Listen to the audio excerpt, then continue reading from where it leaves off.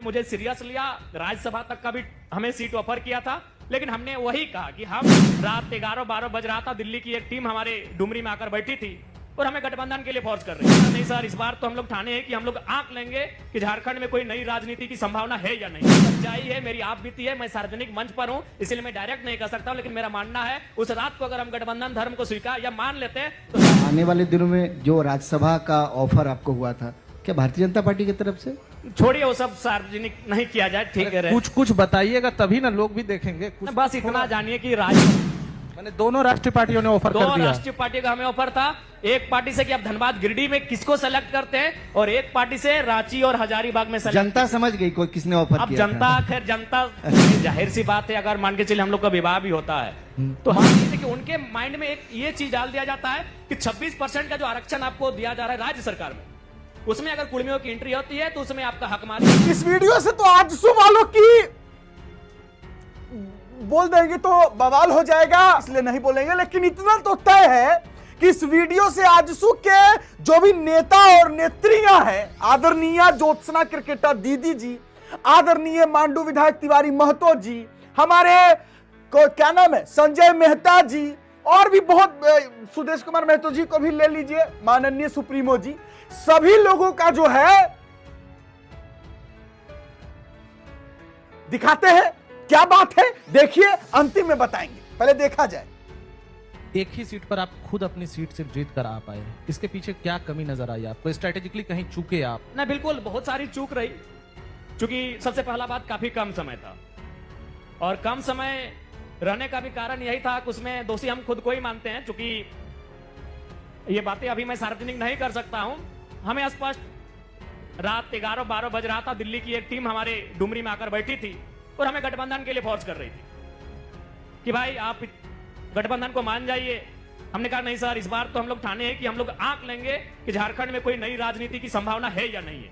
नए युवा, जिनके पिता, जिनके दादा, जिनकी दादी, जिनके घर में कोई राजनीतिक संबंध नहीं रखता हो, ऐसे युवा राजनीति में आ सकते हैं कि नहीं आ सकते हैं, ये हम आंक लेंगे, इसलिए गठबंधन नहीं करेंगे। यकीन मानिए, अगले दिन 4 बजे आचार संहिता का घोषणा होता है और मात्र 30 दिन का समय, पहली बार झारखंड में 30 दिन में चुनाव कराया जाता है। तो इसके पीछे एक कारण जयराम महतो भी था, क्योंकि यहां से जो फीडबैक गया था कि जयराम महतो बहुत ही जबरदस्त स्पीकर है, वो जितनी जनसभाओं में पहुंचेगा उतना वोट इंक्रीज होगा। आप ऐसा कुछ कीजिए कि इस लड़के को एज ए स्पीकर कहीं जाने ही मत दीजिए, इसका वोट का परसेंटेज गिर जाएगा। मतलब चुनाव आयोग पर आप आरोप लगा रहे हैं? नहीं, चुनाव आयोग तो आज निष्पक्ष रहा कहा, ये तो पूरा देश जानता है, पूरे राज्य जानता है, वो निष्पक्ष रहा कहा।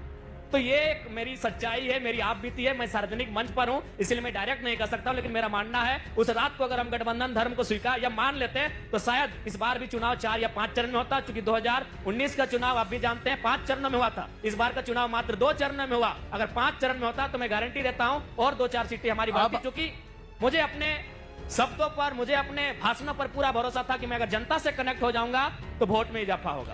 अब क्या लगता है कि अब जो है गठबंधन की ओर जाएंगे, क्योंकि आपने अपना आकलन कर लिया? 1 साल का अनुभव किया, अगर सिद्धांत की बात करूंगा तो गठबंधन में नहीं जाना चाहिए, लेकिन अगर मैं अपने जनता की बात करूंगा, जिस जनता ने मुझे चुना है, जिस जनता ने मुझे चुना नहीं है, पसीना बहाकर उन्होंने एक रुपये इकट्ठे करके उन्होंने साग सब्जियां, और अभी भी कई ऐसे क्षेत्र हैं जहां चावल अभी भी जमा है, जो उन्होंने चुनाव के टाइम दिया था चंदा के रूप में, इस चावल को बेच के पैसा इकट्ठा कीजिए, अभी कई क्षेत्र में।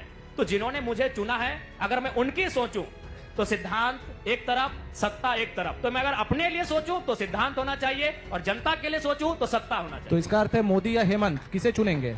वो परिस्थितियां तय करेंगी। माने आप किधर भी जा सकते हैं? वो परिस्थितियां तय करेंगी, क्योंकि मेरा मानना है कि मैं अपने आप को मान रहा हूं, मैं किधर भी रहूं, मैं कैसे भी रहूं, अगर मेरे विचार सही है, मेरे कार्य करने का तरीका सही है, तो मैं जनता के लिए हमेशा। आइडियोलॉजी में बहुत अंतर है जयराम जी, आप अगर आइडियोलॉजी में अंतर रहता है, लेकिन आज जो परिस्थितियां हैं कि आप कैसे काम जनता का निकालते हैं, कैसे उनका काम होता है, ये इंपॉर्टेंट है। इसीलिए जनता के लिए मैं अब जो भी निर्णय लूंगा उस जनता क्या आने वाले दिनों में हम लोग ये देख सकते हैं कि जयराम महतो एनडीए या फिर कांग्रेस जेएमएम वाली? देखिए, किसी भी संभावनाओं से अब इनकार नहीं कर सकते हैं, या हो सकता है आने वाले दिन कुछ ऐसा होगा कि हमारी जो सिंगल थर्ड फ्रंट है वो और ज्यादा मजबूत होगी, क्योंकि अभी देख रहे हैं क्या हालात हैं अंदर, खासकर आप लोग के माध्यम से सूचना मिलती है कि गठबंधन इस ओर जाएगा, इस ओर जाएगा। तो राजनीति में कब कैसा मोड़ आएगा, कब कैसा करवट लिया जाएगा, ये कोई नहीं जानता है।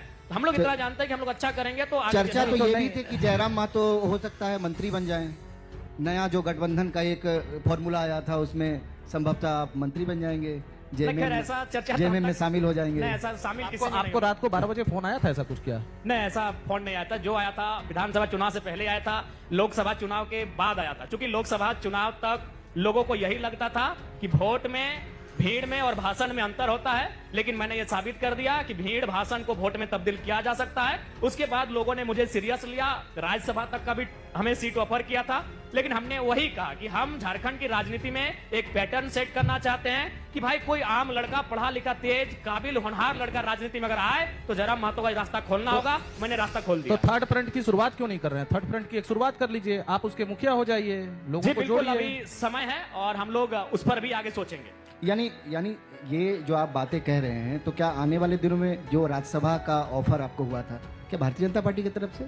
छोड़िए वो सब सार्वजनिक नहीं किया जाए, ठीक है। कुछ कुछ बताइएगा तभी ना लोग भी देखेंगे। बस इतना जानिए कि राज्यसभा जाहिर सी बात है केंद्रीय पार्टियां आई आपको ऑफर करेंगी, राज्यसभा से लेकर। और आपको और एक जानकारी बता दें, धनबाद और गिरिडीह तो हमको चुनने का ऑफर था। चुनने का ऑफर हाँ, था। चुन लीजिए कि धनबाद बहुत लोकसभा बड़ी बात लगेगा। कह रहे हैं मंच पर, बिल्कुल, ये बहुत बड़ी बात है कि और शायद पहली बार भी। हाँ, एक मैंने 28-29 साल का लड़का, उसे नेशनल पार्टियां कह रही है कि आप लोकसभा चुन लीजिए। और अगर हम चुन लेते हैं तो हो सके आज हम धनबाद, एक पार्टी से धनबाद और गिरिडीह और एक पार्टी से हजारीबाग और रांची, मैंने दोनों राष्ट्रीय पार्टियों ने ऑफर दो कर दिया। राष्ट्रीय पार्टी का हमें ऑफर था। एक पार्टी से कि आप धनबाद गिरिडीह में किसको सेलेक्ट करते हैं, और एक पार्टी से रांची और हजारीबाग में सेलेक्ट। जनता समझ गई कोई किसने ऑफर अब किया जनता, था। खैर जनता बहुत जागरूक है, जनता को नहीं, जानने लेकिन के लिए- अब जयराम जी पूरी तरह से समझदार हैं, अब देख सुनकर सब चीज समझेंगे, अब वो करेंगे, मुझे लगता है। जयराम जी के बारे में कहा जाता है कि अब वो परिपक्व हो रहे हैं। होना पड़ता है, परिस्थिति आपको बना देती है। जयराम जी, कई बातें जो आप कहते हैं वो बहुत व्यवहारिक नहीं लगता है, लेकिन आप कोशिश करते हैं कि उसे व्यवहारिकता में ले आएं। जैसे आपने कहा कि विधानसभा की तरफ से, जो आप चूंकि विधानसभा के सदस्य हैं, विधायक हैं, आपको एक आवास का भी ऑफर हुआ था। आपने बोला मुझे वो आवास नहीं चाहिए, वो आवास को अगर के बदले अगर पैसा मिलता है तो छात्रवृत्ति की पैसा जो है वो छात्रों को दे दी जाए। आप वो बोले कि आजीवन बिना चप्पल के सदन में जाएंगे, आप जाते हैं, अभी तक तो जा रहे हैं, अब भविष्य का पता नहीं। लेकिन ये दो बातें, ये व्यवहारिक तो नहीं लगता है, लेकिन आप व्यवहारिकता में बदलने की कोशिश जरूर कर रहे हैं। भला कौन विधायक आवास नहीं लेगा? नहीं, मैंने बिल्कुल आज भी कह रहा हूं, इस मन से कह रहा हूं, चूंकि आवास का निर्णय लेना माननीय मुख्यमंत्री अथवा विधानसभा अध्यक्ष महोदय का होता है, तो मेरी बात जाहिर सी उन तक जाएगी। तो वह बिल्कुल, अगर वह मेरे आवास का नीलाम करना चाहे तो मैं बिल्कुल उन्हें नहीं रोकूंगा। और मैं बिल्कुल, लेकिन अगर आवास मुझे अलॉट हो चुका है, आवास नंबर 14 है, अगर मैं उस आवास में जाऊंगा तो निस्संदेह मैं अपने क्षेत्र के, अपने आसपास के ऐसे युवा जो रांची में रह के पढ़ाई करते हैं, मैं उन्हें आमंत्रित करता हूं कि मेरे आवास में आकर रहें, अनुशासन के साथ रहें और बिल्कुल मेरे आवास की देखभाल करें। देखभाल नहीं करें बल्कि आप वहां रह के पढ़ाई करें। तो आप वहां रहेंगे? नहीं रहेंगे? आप रहेंगे? हम लोग तो 10 दिन में एक बार जाएंगे। जो विधानसभा की मीटिंग होती है हम लोग 10 दिन में एक बार अरे जाएंगे। शादी कीजिएगा तो जाइएगा ना वहाँ फिर। नहीं, फिर भी हम लोग तो 10 दिन में जाएंगे। अपना क्षेत्र है, अब क्षेत्र को छोड़ के तो हम लोग नहीं जा सकते हैं। नहीं, अगर पत्नी का डिमांड हो गया मैंने तो- पत्नी को भी पत्नी का उसी घर में डिमांड हो रखेंगे, पत्नी को भी उसी घर में रखेंगे, वहां नहीं लेके जाएंगे। नहीं, जाहिर सी बात है, अगर मान के चलिए हम लोग का विवाह भी होता है तो मान हमारे लीजिए साथ क्यों? साथ हमारे साथ साथ हमारी पत्नी को भी ट्रेवल करना होगा। जाहिर सी बात है, अगर हम धनबाद में रहे, हम गिरिडीह में रहे तो वो वहां रहेंगे, और फिर अगर हम रांची गए तो हमारे साथ उनको भी रांची जाना होगा। तो ऐसा नहीं, हम नहीं, आपकी विचारधारा बहुत क्रांतिकारी है। संभव है कि उसी विचारधारा की एडजस्ट कोई- कर पाएंगे, एडजस्ट कर पाएंगे आप? देखिए, सही बात आप बोले, इसीलिए मैं आपको बता रहा हूँ। जनरली खासकर हम जिस समाज से आते हैं, अगर वहां कोई लड़का हो या लड़की हो, अगर वह कोई 3rd या 4th ग्रेड की नौकरी में ज्वाइन कर लेता है तो उसके रिश्ते आने शुरू हो जाते हैं। लेकिन सोचिए, विधायक बनने के बाद अभी तक चर्चा नहीं हुआ है। तो सब इस चीज को जानते हैं। मैं अपनी सच्चाई बता रहा हूँ।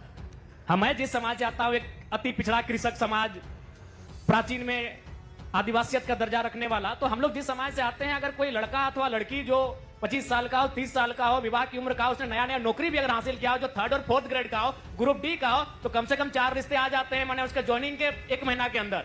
लेकिन आज साल भर के अंदर मेरा विवाह का चर्चा नहीं हुआ, इसका मतलब लोग जानते हैं कि भाई एडजस्ट होना बड़ा टफ है। नहीं, लड़की करना चाहती होगी, हमको लगता है माँ बाप ही तैयार नहीं हो रहे हैं, इनको दे के क्यों झंझट मोले हम लोग। अब जो भी, मैं अपने आपको सच्चाई बता रहा हूँ, आज साल भर तक ना मेरे माँ ने मुझे आपने कभी कहा कि आपके लिए कोई रिश्ता आया है, ना मेरी दादी ने कहा, ना मेरे मामा ने कहा, ना मेरे मौसा ने कहा, किसी ने नहीं। आप खुद चुन लीजिए। ठीक है, वो तो अलग बात है, वो भविष्य की बात है। मतलब चुन चुके हैं। नहीं ऐसा अभी तक कभी समय ही नहीं मिला हम लोग को। जयराम जी, एक आरोप आप पर लगता है, आपकी चर्चा तो अब राष्ट्रीय स्तर पर होने लगी, जिस तरीके से झारखंड में आपने चुनाव जीता, जो अंदाज था आपका, जो तरीका है, राष्ट्रीय पार्टियां ऑफर कर रही हैं आपको, ये 60-40, आपके पास तो 60 वाले छात्र भी आते हैं, 40 वाले भी आते हैं, किसके साथ है भाई? है तो दोनों छात्र, लेकिन आप 60-40 के मुद्दे पर। नहीं देखिए, हम सभी के साथ ऐसा नहीं, हमारा कहना है, देखिए सबसे पहला बात, आज एक बहुत बड़ा मंच है और विशेषकर धनबाद एक बहुत बेहतरीन जगह है इस बात को रखने को। आज देखिए, मेरा क्या कहना है कि ये राज्य हमारा है और इस राज्य के जो ओरिजिनल लोग हैं, जिनका इस राज्य के अलावा कहीं कोई ताल्लुक नहीं है, उनको पहला अधिकार मिले। जैसे अभी हमारी दीदी पूर्व विधायक जी कह रही थी कि भाई कुछ लोग गुजरात से आए, कुछ महाराष्ट्र से आए, सबका स्वागत है, लेकिन ध्यान रहे जो लोग गुजरात से आए उनका गुजरात से वास्ता है, जो महाराष्ट्र आए उनका महाराष्ट्र से वास्ता है, जो बिहार से आए उनका बिहार से वास्ता है, लेकिन हम यहीं के, हमारा इसके अलावा कहीं से वास्ता नहीं है। तो वही हम कहते हैं, पहला हक हमारा हो, प्राइमरी हमारी हो, सेकेंडरी में आप हो। हमने कभी नहीं कहा कि बाकी लोग यहाँ से चले जाएं या आप यहाँ व्यापार ना करें, आप यहाँ रोजगार ना करें। अगर हम स्थानीय नीति की बात करते हैं 1932 खतियान के आधार पर, उसके बाद उसको नियोजन नीति में अप्लाई करने की बात करते हैं, तो झारखंड राज्य की नौकरियों में हम अगर कोई बीएसएफ का जवान अगर यहाँ ड्यूटी करने आएगा तो क्या हम उसे रोक पाएंगे? कोई अगर यहाँ उपायुक्त आएगा जो देश का सर्वोच्च एग्जाम को पास करके आएगा, क्या हम उसको गो बैक करेंगे? अरे भाई, जो झारखंड नामधारी नौकरियां होंगी, चपरासी होगा, हवलदार होगा, झारखंड पुलिस होगा, जिला पुलिस होगा, झारखंड की नौकरियां होंगी, अगर उसमें हम अपनी आवाज को बुलंद नहीं करेंगे तो ये दुर्भाग्य है। तो इसलिए मैंने स्पष्ट कहा है कि मेरी बातों को समझने की आवश्यकता है। जयराम महतो सिर्फ कुर्मी के नेता के रूप में स्टैब्लिश होना चाहते हैं या ओवरऑल स्टैब्लिश होना चाहते हैं? हम लोग तो ओवरऑल होना चाहते हैं, लेकिन सबको हमसे भय है कि ये जिस पैटर्न में राजनीति करने आया है, अगर सक्सेसफुल हो जाएगा तो बाकी लोगों का जो बनाया विरासत है उसमें बहुत ही दरार पड़ जाएगी। तो इसलिए सभी रोकना चाहते हैं, सभी चाहते हैं कि हमको आइसोलेट कर दें, सभी चाहते हैं, सभी पार्टियां चाहती है कि जयराम महतो को आइसोलेट कर दिया जाए, उसे एक विशेष वर्ग का नेता घोषित कर दिया जाए। लेकिन सच्चाई यह है कि हमने सभी वर्ग, सभी तबके के लिए आवाज उठाई है। और आज मैं आपको पूरे विश्वास के साथ कहता हूं, पत्रकार बंधुओं, चूंकि यहाँ पत्रकार बंधुओं का कार्यक्रम है तो जाहिर सी बात है आपकी संख्या भी ज्यादा होगी। आप हिडनली किसी विधायक के आवास में चले जाइए, हिडनली समस्याओं को रखने के लिए वो पहला काम उसका करते हैं जो उसका कार्यकर्ता लेके जाता है। अगर गलती से उसको भनक लग गई कि आप उसके समर्थक नहीं है तो आपको दूर से ही हटा देते हैं। और आप जयराम महतो के पास चले जाइए, कोई फर्क नहीं पड़ता आप कहां से आए हैं, आपको जरूर एक बार पूछेंगे कि मामला कहां है, डीसी लेवल का मामला है, एसपी लेवल का मामला है, या अगर गवर्नर लेवल का भी मामला है तो जनता दरबार से फोन करते हैं। आप जयराम जी कह रहे हैं कि कैटेगरी वाइज जो है आपको पॉलिटिकल पार्टियां बना रही है, लेकिन आप खुद भी होना चाह रहे हैं, ये आपको नहीं लगता है? आप जो है कुर्मी हैं तो हमको एसटी में शामिल कीजिए, तो इसको क्या लेंगे? एसटी वाले क्या सोचेंगे? मैं एक लाइन इसमें जोड़ दे रहा हूँ। कुर्मी आंदोलन के बाद जो कुर्मियों को एसटी में शामिल किया जाए, उसके बाद से ये चर्चा जोर पकड़ने लगी। मोटे तौर पर बहुत ज्यादा इस बात की चर्चा होती है कि जयराम जो है विशेष जाति वर्ग के लीडर हैं, वो है कुर्मी। देखिए, अच्छा एक बात बताइए, कुर्मी समाज का, कुर्मी समुदाय का शेड्यूल्ड ट्राइब की सूची में सूचीबद्ध होना, क्या ये मेरी मांग है? क्या ये मेरे आने के बाद की मांग है? ये मांग कई दशक पुरानी है, जब मेरा जन्म नहीं हुआ था तब से ये मांग है। और हमें तो लगता है कोयलांचल से बेहतर कोई नहीं जान पाएगा कि कुर्मी को एसटी से क्यों हटाया गया। कोयलांचल के बंधुओं, आज आपके पास समय है, क्योंकि हमें लगता है कि 50 साल बाद पता नहीं इतिहास को धुंधला कर दिया जाएगा। आज भी आप जाके सर्वे कर लीजिए, कोयला की जितनी जमीनें हैं, मैं पूरे विश्वास के साथ कहता हूं 50% अकेले कुर्मियों की जमीन पर हो। तो झारखंड में सबसे ज्यादा जमीन के होल्डर कुर्मी, तो रीजन वही था, उनको ट्राइबल, बिल्कुल ट्राइब, मैं 50 कह रहा हूं, शायद संख्या बढ़ सकती है। और चूंकि अब कोयलांचल में पता नहीं 50 साल बाद इतिहास को कैसे तोड़ मड़ोड़ कर पेश किया जाएगा, तो रीजन वही था, उनको शेड्यूल ट्राइब से हटाने का रीजन यही था, खनिज संपदा मैक्सिमम उनकी जमीनों पर। अब किसी की बात करें, धनबाद में आपकी जानकारी की बता दो, धनबाद में टाटा 2 जगह कोयला खनन का काम करती है। अभी जाके और अब कल से ही सर्वे कीजिए, 95% जमीन अधिग्रहण कुर्मियों को हुआ, टाटा जमाडोबा, टाटा सिजवा। 2 एग्जाम्पल, टाटा धनबाद जिले में 2 ही जगह कोयला खनन का काम करती है और 95% जमीन मैं कह रहा हूं, हो सके 10-20 ऊपर नीचे आप कर सकते सर्वे में, वो कुर्मियों की जमीन है। मेन रीजन यही था।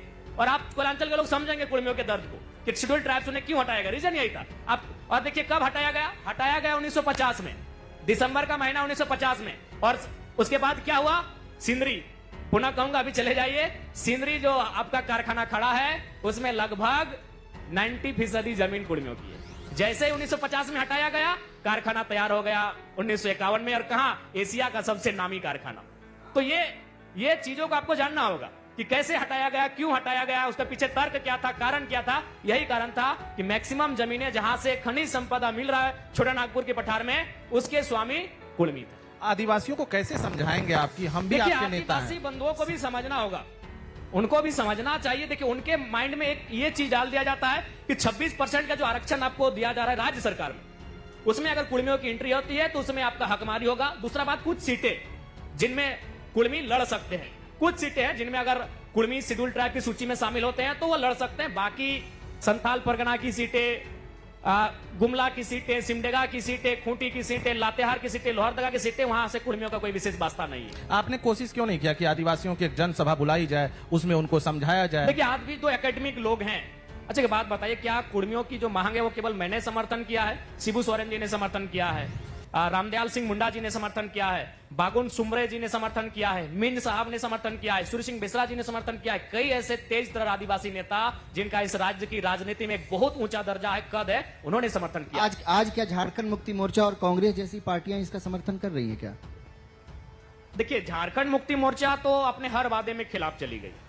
सरकार बनाने के बाद उन्होंने जो जो वादा किया था, बड़ी मुश्किल से उन वादों को उन्होंने पूरा किया है। आप झारखंड मुक्ति मोर्चा का 1980 के दौर के अधिवेशन का आप तमाम आंकड़ों को ले आइए, उनके घोषणा पत्र को ले आइए, उसमें स्वर्णिम साफ साफ लिखा है कि जब उनकी सरकार बनेगी, राज्य अलग होगा, तो कुर्मी समाज को शेड्यूल ट्राइब की सूची में शामिल करने के लिए प्रयास करेंगे। ये तो झारखंड मुक्ति मोर्चा का मैनिफेस्टो है। तो फिर आप किस तरीके से कह रहे हैं कि हम हेमंत जी के साथ भी जा सकते हैं? नहीं, ये हमने तो आपको एग्जैक्ट नहीं कहा है। हमने ये दोनों में से कोई को चुन सकता है कि परिस्थितियां देखी जाएंगी। अब वो परिस्थितियां होंगी भी, नहीं भी होंगी, ये जरूरी नहीं कि वो परिस्थितियां मेरे सामने आ ही जाएंगी, नहीं भी हो मतलब सकती। ये संभावना है, राजनीति संभावना, राजनीति में संभावना है, राजनीति संभावना खेले, राजनीति संभावना। अच्छा जरा सोचिए कि हमारे टाइगर जयराम महतो को जो ऑफर दिया गया था विधानसभा चुनाव के पहले, क्या हमारे आजसू पार्टी को वो ऑफर मिला था? नहीं। आजसू पार्टी बीजेपी के साथ गठबंधन में है, लेकिन आजसू को क्या वैल्यू बीजेपी दिया, जरा सोच कर बताइए। टाइगर जयराम महतो को तो सीधा ऑफर था कि आप जिला चुनिए, गिरिडीह चाहिए कि धनबाद, रांची चाहिए कि हजारीबाग, सीधा ऑफर। ये ऑफर तो आजसू के सुप्रीमो सुदेश कुमार महतो जी को नहीं था। और ज्योत्सना किरकेटा दीदी जी का जो पोल खोले हमारे टाइगर जयराम महतो, आपने सुना क्या बोले टाइगर जयराम महतो? कि आदिवासी समाज के भाई बंधुओं के दिमाग में यह भरा जा रहा है कि अगर कुर्मी एसटी में शामिल हो जाता है तो वो तुम्हारा हक मार लेगा। जबकि सच्चाई यह है कि जो आदिवासी समाज के कुछ ऐसे होता है ना, एसटी सूची में शामिल होने वाले बहुत सारे ऐसे समाज है जिनका हक तो खुद वो मतलब आदिवासी समाज में भी अपर कास्ट है, कुछ लोअर कास्ट आते हैं, तो उनका तो आरक्षण जो है आदिवासी समाज में तो सबको बराबर आरक्षण मिला है।